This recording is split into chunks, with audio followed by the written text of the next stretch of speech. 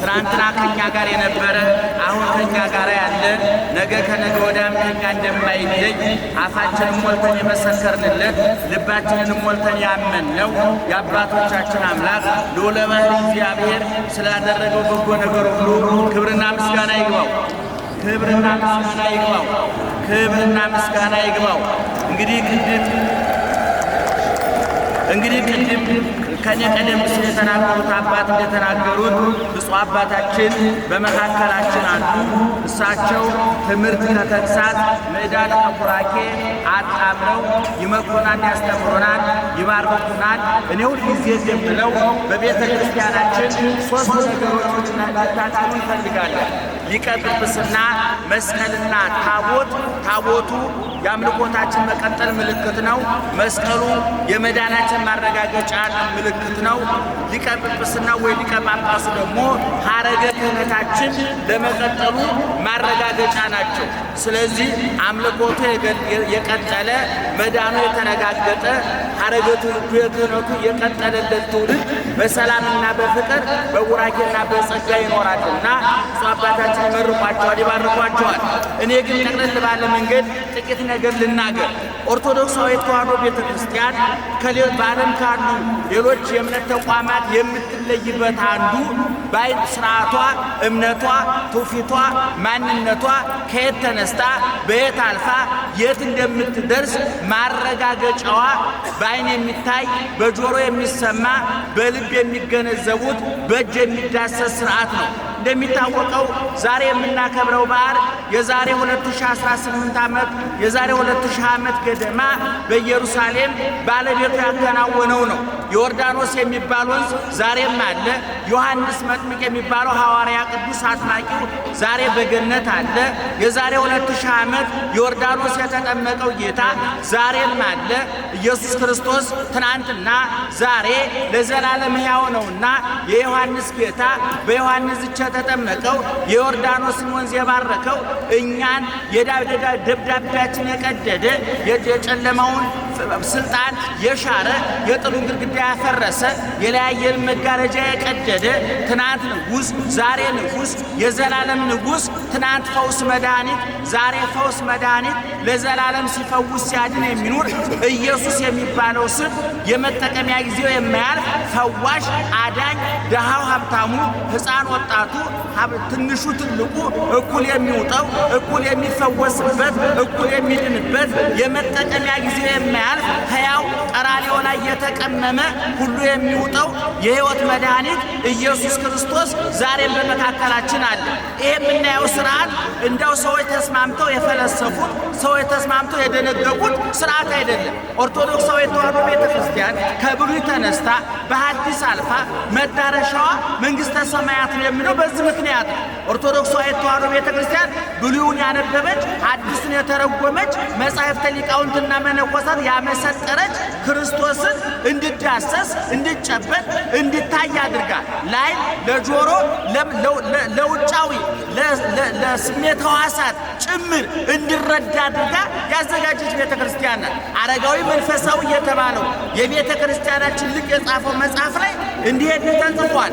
ወረደ ሀቤከ ከመ ያዕርግ ሀቤሁ፣ አንተን ወደ ላይ ይዞ የወጣ ዘንድ ወደ አንተ ወደ ታች ወረደ። ክርስትና ቅድም እንደተነገረው የፈውስ ሃይማኖት ነው፣ የድህነት ሃይማኖት ነው፣ የጸጋ ሃይማኖት ነው። ነገር ግን ክርስትናውን እኛ እንፈወስበት እንጂ እሱ ቆስሎበታል። እኛ እንድመቅበት እንጂ እሱ ተጎሳቆበታል። እኛ ሕይወት እናገኝበት እንጂ እሱ ሙቶበታል። እኛ ተንሳያችን እናውጅበት እንጂ እሱ ተቀብሮበታል። እኛ የጸጋ ብርሃን የብርሃን ልብስ እንልበስ እንጂ እሱ ተራቁቶበታል። እኛ ወደ ንጹሕ ገነት እንመለስበት እንጂ እሱ በቆሻሻ በረት ተወልዶበታል። ኢየሱስ ክርስቶስ በዮርዳኖስ ወንዝ የተንከራተተው አሳ ለማጥመድ ለሽርሽር ለዋና ልምምድ አይደለም። አየር ለመውሰድ ለመናፈስ ለመዝናናት አይደለም።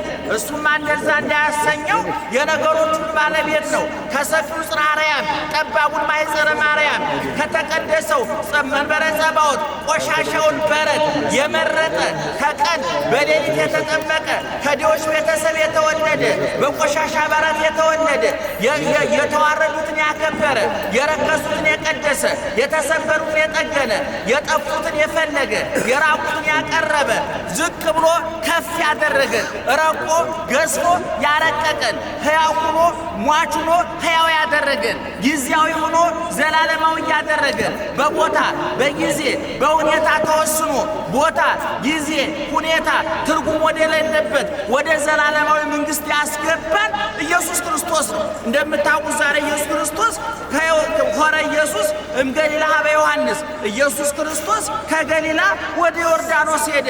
ሊቃውንተ ቤተ ክርስቲያን ዮሐንስን ናና አጥምቀኝ፣ እኔ ጌታ ነኝ፣ ወደ ባሪያ አልመጣም፣ እኔ ከፍ ያልኩ ነኝ፣ ዝቅ አልልም ሳይል ከዮርዳኖስ ከገሊላ ወደ ዮርዳኖስ ሂዶ በዮሐንስ ተጠመቀ። ዮሐንስ እስኪገርመው ድረስ ጌታዬ እኔ ወደ አንተ ልመጣና ላጠምቅ ሲገባ አንተ ወደ እኔ መጣህ አለ። ምክንያቱም እናቱን እንዲህ ብላት ነበረ። የዮሐንስ እናት የጌታችንን እናት ምንትኑ አነ ከመ ትምጽእ ኀቤየ እሙ ለእግዚእ፣ የጌታዬ እናት እኔ አገልጋይሽ ገረድሽ ባሪያሽ ወደ አንቺ ልመጣ ሲገባ እንዴት ወደ እኔ መጣሽ አለች። የሚገርማችሁ ኤልሳቤጥ ይህን ስትናገር የ90 ዓመት እናት ናት። እመቤታችን ደግሞ የ15 ዓመት ከ6 ወር ብላቴና ናት። ብላቴናዋ ትንሿ ድንግል ማርያም ወደ ትልቋ ወደ አዛውንቷ እድሜ ወደ ጠገበችው ወደ ኤልሳቤጥ ስትመጣ እውነት ነው አክስትሽ ነኝ ታላቅሽ ነኝ በእድሜ በልጥሻለሁ እንኳን መጣሽ አላለቻትም። የኔ እድሜ ትርጉም የኖረው በአንቺ ልጅ ነው። የኔ እርጅና የተባረከው በአንቺ ልጅ ነው። በማኅፀንሽ ያልሽው የምድርና የሰማይ ንጉሥ ነው። ጌታዬ በማኅፀንሽ አለ። እኔ ወደ አንቺ መምጣት ሲገባኝ አንቺ ወደ እኔ እንዴት መጣሽ አለ። የሚገርመው ነገር ይህንን ንግግር ዮሐንስ በእናቱ ማኅፀን ሆኖ ሰምቶት ነበር። ምእመናን የዘራነውን ነው የምናጭለው፣ የተከልነው ነው የሚበቅለው፣ የሚጸድቀው የዘራነው ነው የሚበቅለው፣ የሰጠነውን ነው የምንቀበለው። የትህትና ያላት እናቱ ለዮሐንስ አስተምረው ነበር በማኅፀን እያለ እና እናቱን ማለት የዮሐንስ እናት የጌታን እናት አንቺ ወደ እኔ መምጣት አይገባሽም ስትል በማኅፀን የሰማው ዮሐንስ አሁን ደግሞ ጌታው እሱ ደግሞ ጌታ ኢየሱስ ክርስቶስን የድንግል ማርያምን ልጅ ማለት ነው። ጌታዬ አንተ ወደ እኔ ልትመጣ አይገባም ማለት። ጌታ ግን የትህትና መጀመሪያው አይደለም። ከላይ ወደ ታች መጥቷል። ከርቀት ወደ ግዝፈት መጥቷል። ከሕያውነት ወደ ሟችነት መጥቷል። ከዘላለማዊነት ወደ ጊዜያዊነት መጥቷል። ከማጥገብ ወደ መራብ፣ ከማርካት ወደ መጠማት፣ ከማልበስ ወደ መራቆት፣ ሰማይን በፀሐይ በጨረቃ በከዋክብት ያስጌጠ እግዚአብሔር፣ ምድርን በአዝርዕት በአትክልት በእጽዋት ያስጌጠ እግዚአብሔር፣ የእኛን ሰውነት በጠይም በቀይ በጥቁር ቆዳ ያስዋበ እግዚአብሔር፣ የውበት ባለቤት እግዚአብሔር፣ ሁሉን በጊዜው ውብ አድርጎ የሠራው እግዚአብሔር አሁን ከሰማይ መጣ፣ ረቀቀ፣ ገዘፈ፣ ሕያው ሆኖ ሟች ሆነ፣ ዘላለማዊ ጊዜያዊ ሆነ። በቦታ በጊዜ በሁኔታ አይወሰን የነበረ እግዚአብሔር በቦታ ተወሰነ። በናዝሬት ተጸነሰ፣ በቤተልሔም ተወለደ፣ በዮርዳኖስ ተጠመቀ ተብሎ ተነገረለት። በቦታ ጊዜ 40 ቀን 12 ዓመት 30 ዓመት ሞላው ተብሎ እንደ ሰው ዕድሜ ተቆጠረለት። ሁኔታ ማለት በሐዘን በደስታ አለፈ። ለእኛ ሲል የሁሉ ዋጋ ተከፈለ። በዮርዳኖስ ተጠመቀ፣ የጥሉን ግድግዳ አፈረሰው፣ የዕዳ ደብዳቤያችንን ቀደደው። ምእመናን ይህ ታሪክ ነው። የዛሬ 2000 ዓመት ገደማ የተፈጸመ ነው። ዛሬ በሰፈራችን በመንደራችን ሰራተኞች በቢሮአችሁ፣ ነጋዴዎች በሱቃችሁ፣ ባለትዳሮች በትዳራችሁ፣ እንደየሥራ መስካችሁ አስመጭና ላኪ ሙሉ ተላላኪ፣ ጠቅላይ ሚኒስትሩን ሁሉም ዘበኛ፣ ጋሪም ንዱ ቦይንግ፣ እሱ የኛ ጥያቄ አይደለም። ኢየሱስ ክርስቶስ አስመጭና ላኪ ብትሆኑ ተላላኪ፣ ቦይንግ ብታበሩ፣ ባጃጅ ብትነዱ፣ ጠቅላይ ሚኒስትር ብትሆኑ ዘበኛ፣ እሱ የእግዚአብሔር ጥያቄ አይደለም። እሱ የእንጀራ መብያ መንገድ ነው። ህሊናችሁ ምን እያደረገ ነው? ቢሮአችሁ ምን እየተሰራ ነው? ሱቃችሁ ምን እየተሰራ ነው? ትዳራችሁ ውስጥ ምን እየተከናወነ ነው? ይሄ ዋጋ የተከፈለለት ህይወት፣ እግዚአብሔር ከላይ ወደ ታች የመጣበት ህይወት፣ እግዚአብሔር ከርቀት ወደ ግዝፈት የመጣበት ህይወት፣ እግዚአብሔር ሁሉን ቻይነቱን ትቶ ምንም ወደ አለመቻል የመጣበት ህይወት፣ እስራኤልን 40 ዓመት መና የመገበ እግዚአብሔር ተርቦ የመጣበት ህይወት፣ ውሃ ካለት እያፈለቀ የሚያጠጣ ጌታ ተጠማሁ ያለበት ህይወት፣ በብርሃን በባህርያዊ ክብሩ ገኖ ነግሶ ይኖር የነበረ እግዚአብሔር በቆሻሻ በረት የተጣለበት፣ በጨርቅ የተጠቀለለበት፣ የተሰደደበት፣ ወንዝ ለወንዝ የተንከራተተበት፣ የተሰደበበት፣ የተገረፈበት፣ ዋጋ የከፈለበት ህይወት ምን እየሆነ ነው የሚለውን ማጤን ያስፈልጋል። ዛሬ በሀገራችን፣ በሰፈራችን፣ በክልላችን፣ በትዳራችን፣ በሱቃችን፣ በቢሮአችን፣ በየተሰማራንበት የሥራ መስክ የሚሰማው ነገር ልብ ያስደነግጣል፣ ጆሮን ይቆነጥጣል፣ የነገን ተስፋ ያጨልማል፣ የዛሬን ሥራ ያከስማል፣ የትናንትና ትዝታን ያስናፍቃል ወገኖቻችን። ስለዚህ ልንባንን ይገባል፣ ልንነቃ ይገባል። ምን እያደረግኩ ነው? ምን እየሰራሁኝ ነው ብለን ልንለወጥ ይገባል። ምናልባት በጫቱ፣ በሲጋራው፣ በዝሙቱ፣ በቂሙ፣ በበቀሉ፣ በሟርቱ፣ በመተቱ፣ በተለያየ ክፋት ተተብትቦ የቆሸሸ ህሊና፣ የመነቸካ አይምሮ፣ የዛገች ነፍስ፣ የጎሰቆለ ሰውነት ያላችሁ ያለን ሰዎች እግዚአብሔር ከቆሸሽንበት ሊያጥበን፣ ከረከስንበት ሊቀድሰን፣ ከወደቅንበት ሊያነሳን፣ ከጨለማ ወደ ብርሃን፣ ከሞት ወደ ሕይወት፣ ከመቃብር ወደ ትንሣኤ፣ ከዝቅታ ወደ ከፍታ ሊወስደን በሩ ክፍት ነው ወገኖቻችን። ስለዚህ በዚህ በዓል የምናስተላልፍላችሁ መልእክት ኃጢአት ተስፋ እንዳያስቆርጣችሁ፣ ኑሮ ተስፋ እንዳያስቆርጣችሁ፣ የምታዩት የምትሰሙት ዓለሙ ላይ የሚሰማው የሚነገረው የሚደረገው ግፉ፣ በደሉ፣ ተንኮሉ አንገት እንዳያስደፋችሁ፣ የክርስትና ተስፋችሁ እንዳያጨልምባችሁ። እኛ የሰማያዊ ንጉሥ ልጆች ነን። እኛ ገና ብርሃን የሚጠብቀን ልጆች ነን። ቀራንዮ ላይ የተሰቀለው መንግሥቱ በሰማይ የሆነው መንግሥት ትምጣ እያልን የምንጸልይለት የምንማጸነው የጌቶቹ ጌታ የነገሥታቱ ንጉሥ የኢየሱስ ክርስቶስ አልጋ ወራሾች ነን። እኛ ዛሬ በምድር ላይ ግማሾቻችን ዓይን የለንም፣ ግማሾቻችን ጅግር የለንም፣ ግማሾቻችን መውለድ እየፈለግን አልወለድንም። ነግደን ከስረናል። ጤንነታችን አደጋ ላይ ወርቋል። ሕይወታችን ተመሰቃቅሏል። ነገር ግን ይህን ሁሉ ቅርጽ አስይዞ ወደ ሰማያዊ መንግሥቱ አጭቶ ሊያስገባን እግዚአብሔር ዛሬ በሩ ክፍት ነው። ከበር ቁሜ አንኳኳለሁ፣ ማንም በሩ ቢከፍትልኝ አስገባዋለሁ አይደለም፣ ወደ ቤቱ ገባለሁ። ኧረ ገባለሁ ብቻ አይደለም፣ ገብቼ እራት እበላለሁ አለ ጌታ። እራት በመጨረሻ የሚበላ ነው፣ በማምሻ ጊዜ የሚሰጥ ነው። ሲጨልምባችሁ፣ ነገር ሲከዳችሁ፣ ገንዘብ፣ ጤና፣ ዘመድ ሲከዳችሁ፣ የሰበሰባችሁት እየተበተነ የያዛችሁት እየለቀቀ ተስፋ ያደረጋችሁት እየከሰመ ያስቸገራችሁ ሰዎች ዛሬም እግዚአብሔር ከእናንተ ጋር ነው። ደካሞች፣ እናንተ ሸክም የከበዳችሁ ደካሞች ወደ እኔ ኑ እኔ አሳርፋችኋለሁ ብሏል። ከገሊላ ወደ ዮርዳኖስ የሄደ ጌታ ዛሬ ከሰማይ ወደ እናንተ ቤት ይመጣል፣ ወደ እናንተ ሱቅ ይመጣል፣ ወደ እናንተ ቢሮ ይመጣል፣ ወደ እናንተ ትዳር ይመጣል። የቀዘቀዘው ሱቅ፣ የተበጠበጠው ቢሮ፣ ያጋደለው ትዳር እንዲሰክን እንዲረጋጋ ያደርገዋል። ጥላቻውን በፍቅር ረብሻውን በሰላም ይተካዋል። እግዚአብሔር ሞቱን በሕይወት መቃብሩን በትንሣኤ ተስፋ ማጣቱን በበረከት ያትረፈርፈዋል እግዚአብሔርና እንግዲህ ዛሬውን በዓል ስናከብር ይህን እንድናከብር ነው። በእውነት እሱ ሊቀ ጳጳሱን አስቀምጦ ይህን ያህል መጮህ መቀባጠር አያስፈልግም ነበረ። ነገር ግን እሳቸው እንዳልኩት ቡራኬ ይሰጡናል፣ ይመክሩናል፣ ያስተምሩናል። ቤተ ክርስቲያናችን እግዚአብሔር ይጠብቅልን፣ ያግባባን፣ ያደማምጠን፣ ጆሮአችንን ሰፋ ምላሳችንን ሰብሰብ ያድርግልን። ኢትዮጵያውያን በዚህ 30 ዓመት ተቆራኝቷቸዋል የሚባለው በሽታ ምላስ የሚያስረዝም ጆሮ የሚያጠብ ነው። ሰው ደግሞ ብዙ እየተናገረ ጥቂት ከሰማ ወጭና ገቢው እንዳልተመጣጠነለት ነጋዴ ኪሳራ ላይ ይወድቃል ማለት ነው።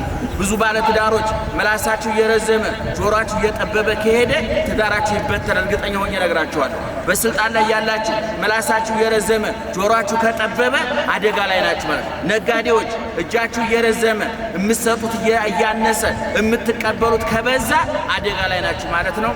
ደህና ዋሉ። ወደ አባታችን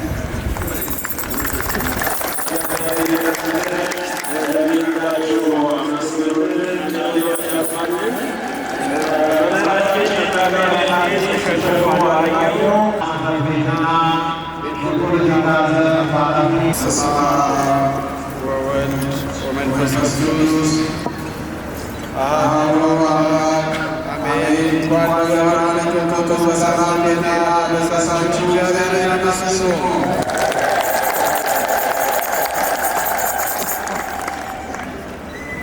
ክብርት ልጃችን ወይዘሮ ፀሐይ ሽፈራው በምክትል ከንቲባ ማዕረግ የብልጽግና የአዲስ አበባ ብልጽግና ጽሕፈት ቤት ምክትል ኃላፊ፣ ክቡር የክፍለ ከተማችን ዋና ሥራ አስፈጻሚ ዶክተር ሸለማ፣ ክቡር መላከ ብርሃን ሩፋኤል ለከተማዋ ሥራ አስኪያጅ፣ ክቡራን የመንግሥት ልዑካን ከአውራጃ ቤተክርስቲያን እዚህ ያላችሁ ምዕመናን ሁላችሁ እንደምን አደራችሁ? እግዚአብሔር አምላካችሁ ስሙ የተመሰገነ ይሁን። የዛሬ ዓመት የነበሩ ዛሬ በተሻለ ምክንያት እንዲሁም ደግሞ በሕይወተ ሥጋ የተለዩ ሰዎች አሉ። እግዚአብሔር አምላክ የንስሐ ጊዜ ሰጥቶ ለዚህ ቀን አድርሶ በዓሉን እንድናከብር ፈቅዶልናልና ስሙ ለዘላለም የተመሰገነ ይሁን። ሲነገር እንደሰማነው ክብርት ልጃችን ወይዘሮ ዓለም ፀሐይ በአዲስ አበባ ከተማ የቦሌ ክፍለ ከተማ ዋና ሥራ አስፈጻሚ በነበሩበት ጊዜ ከሰሯቸው እጅግ በጣም በርካታ በተለይም ደግሞ በቤተ ክርስቲያናችን ከተገበሯቸው ተግባራት መካከል አንዱና ትንሹ የዚህ የባሕረ ጥምቀት ማክበሪያ ቦታ ነውና ልጃችን ወይዘሮ ዓለም ፀሐይ ወይንም እህተ ሥላሴን እግዚአብሔር አምላክ ረጅም ዓመት የሚያገለግሉበትን የሚሰሩበትን ዕድሜ ከጤና ጋር እንዲሰጣቸው ለምኑላቸው። እግዚአብሔር